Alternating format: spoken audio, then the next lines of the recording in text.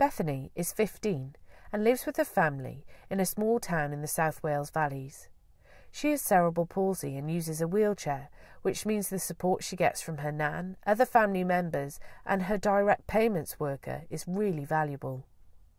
Bethany is also supported by Ruth, her transition coordinator, who is working with Bethany to help her take an active role in making plans for her future.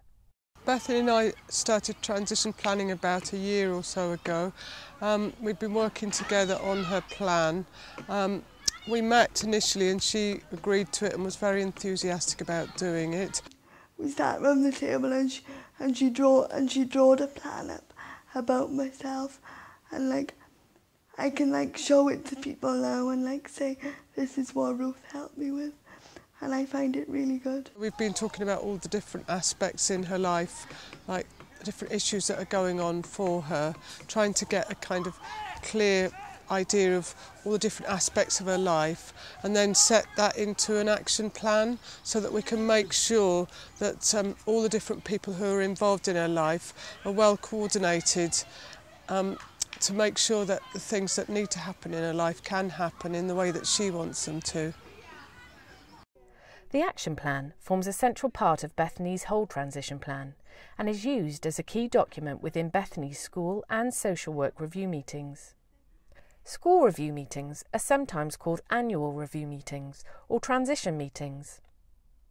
Social services review meetings are sometimes called child in need reviews, LAC reviews, or pathway plan reviews. A pathway plan is another type of transition plan. Before each meeting, Bethany and Ruth meet together to identify action points that need to be reviewed and discussed with those involved and responsible for Bethany's health and well-being.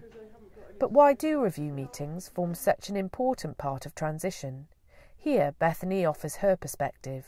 A school meeting is when your head teacher, your teachers and everything meet up and they look at your school report and what you've done in the year, and also they look at the transition plan.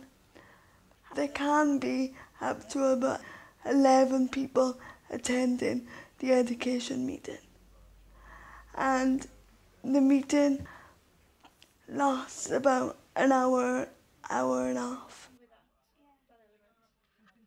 You have to have a transition plan done so they know exactly what you want.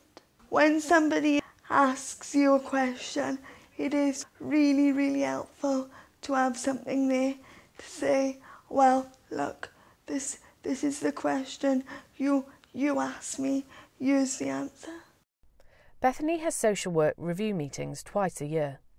These meetings are similar to school review meetings and usually last for the same amount of time with some of the same people in attendance.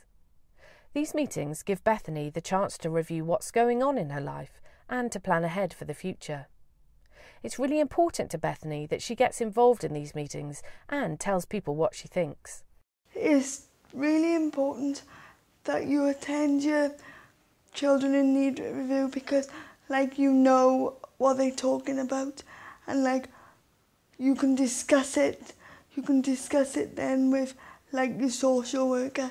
Say if you wasn't happy about something, you'd be able to say to your social worker or your transition worker, can you do something about this?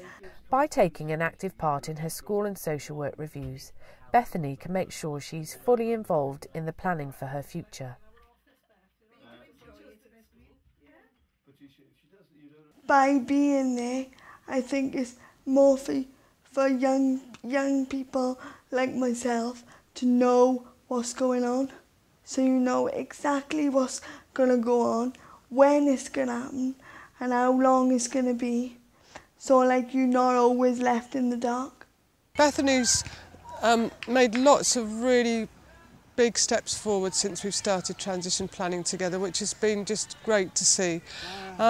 But one of the things which I found quite interesting, it may be quite a simple thing, but it's made a big difference to her, was that she was quite badly bullied at school. I got actually bullied about wearing my calipers, but ever since I've gone to Penicum, and I've had friends outside of school that are also in a wheelchair, and they've said to me, wear your calipers because it'll help you. So we talked about that, and it gave Bethany the opportunity to sort of reconsider things, and she realised that perhaps it would be a good idea to ask for calipers.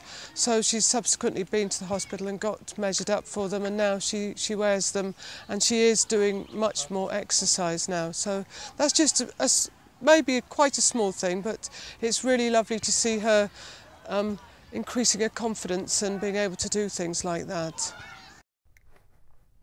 Bethany's experiences at mainstream school meant that a place was found for her at Penicum Special School. However, as she and Ruth progress with her transition plan and her confidence grows, Bethany hopes that her next major transition achievement will be to get back into mainstream education. I want to go into mainstream school because I think it'll gain me to like have friendships, and also it'll help me learn more lessons and more academic stuff. I mean, unfortunately, a lot of the schools don't have very good disabled access, but I think it's very important that we try and do whatever we can to encourage Bethany to, get back into mainstream education. Because Bethany uses a wheelchair, her options are limited with regards to the choice of mainstream school. However, because Bethany has the opportunity to discuss these options with Ruth, she's worked out that some small changes might make a significant difference to the success of her transition back into mainstream education. To me, it's the little things that'll make a big difference to my life. I'm a lot slower using a pen than I am using a laptop. So I think if I was able to use my laptop, it would be a lot better. She's just amazing, really, the way she's developed and the way she's managed to overcome some of the difficulties that she has. It's very inspiring, really. And I think I'd be able to rise above them bullies, because I think now it's got me to the stage, because I've got my self-confidence back, is that you're not going to get anywhere in life if you don't rise above it. For more details about transition planning, funding and where to go for advice and support, please visit the further information section.